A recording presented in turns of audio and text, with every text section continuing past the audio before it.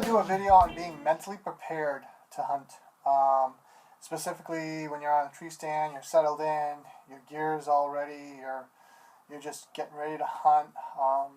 It might be dark out, depending on how you hunt.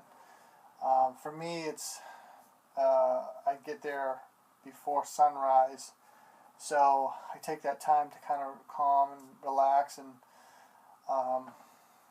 it's a little harder to do when it's daylight for me, speaking for me personally. But the things you got to remember when you get into the stand, or even before you get to the stand, you got to get yourself ready. Deer can come out at any time. They can come out in the worst locations possible at the worst possible time. Things you got to think about. If you all of a sudden look up and see a deer, in my opinion, this is how I think of it. You failed somehow. That hasn't happened to me since I was younger. I guess I've been lucky, or I've been very diligent, and I'm extremely diligent. The only thing I don't use often, and I need to use more, is binoculars. I tend to just depend on my ears and my eyes, and I don't necessarily depend on binoculars. I literally just depend on my eyes. I focus in on sound. I'm more of a sound hunter. When it's windy out or raining, it's almost impossible for me to hunt. I do pretty much exclusively run from hearing. Generally, most of the, I would say 95% of the deer I've seen, I've actually heard first. So it's very, very rare that I'll see them before I hear them. So binoculars might give me that advantage. I have seen deer off the distance that I put my scope up or my binoculars up, and I've seen it and it's just been out of range, and I just decided not to shoot them. But I have, changing the subject real quick, I have some cheap paired binoculars, and it's okay for a beginner hunter, but I probably need something a little bit bigger. But something is better than nothing, so keep that in mind when you're going into the woods. Excuse me, if the amount of gear is you need to restrict down because you're walking far in the woods and so forth, small binoculars are fine. But getting back to my point, that's my hunting style. Your hunting style might be you want to use your binoculars at all times and kind of scan through and just listen for something. I am in reverse. I listen first and then I look. So one trick that I've learned is I will close my eyes during the day and try to listen to everything. So I'll literally close my eyes, try to listen to every single thing that's out there. Sometimes you have to control your breathing because you get excited out there, and that's easier said than done, obviously. So you got to kind of control your breathing. Same thing for when you're shooting. Control your breathing. Try to listen to everything. Try to determine when you do see a deer. Figure out the differences between squirrels and deer.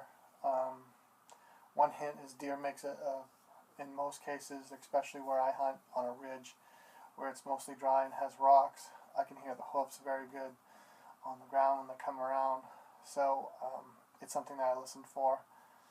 I have heard deer that sound more like chipmunks than squirrels, barely any noise whatsoever. It's almost like they're hovering over the leaves. So basically what I'm trying to say is there's no sound where I just, ignore. I have done that when I was younger in the past, and that came to haunt me. So best advice I could tell you is to concentrate on every noise, investigate every noise, keep tabs on your noises, be exhaustive in your efforts to seek out noises. There's going to be times where there's going to be noise here, there's going to be a noise behind you. You got to kind of manage that and understand what the priorities are. If something sounds urgent here and not so urgent there, you got to figure that whole thing out. Not saying that this sound is better than this sound. You just got to kind of figure out a way to try to manage that. So hopefully that helps a little bit. And I think that's all my notes that I had for that sort of thing. And the other thing is manage your highs and lows. There's going to be times where you're sitting in the stand and you see a hunter or whatever, something happens, or you're hunting a certain trail and you hear a gun not so far off in the distance and you figure your season's over because they shot the deer that you're hunting. You got to maintain your, you just got to keep everything on an even keel and think about the next opportunity. Let's say you miss a deer or whatever. You got to get right back into it and think about it and sustain why. Easier said than done, obviously. I've been around long enough to know that's almost impossible with myself. So it's hard giving that advice when I had a hard time too, but when I've done it, it's paid off. So think about those things. It's almost like playing sports. Your team's down in the fourth quarter. You're not just going to sit back. And the most mental thing is staying in the stand and going out when you don't want to for whatever reason. Either you're too tired or whatever. I usually, if I don't feel like something and I do it, I tend to get into the mold. But know your body, know yourself. If you're overtired, if you're not feeling well, obviously, think about those things. Don't push yourself. So think about that. Besides that, that's pretty much what I have for the mental game.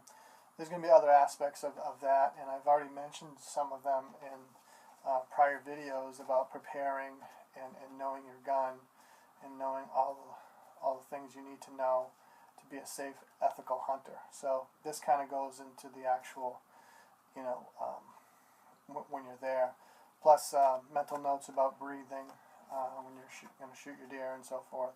So all these things play. They're all interrelated. That's why if I take care of the details, I can concentrate on what's really important. So I can never say enough about preparation.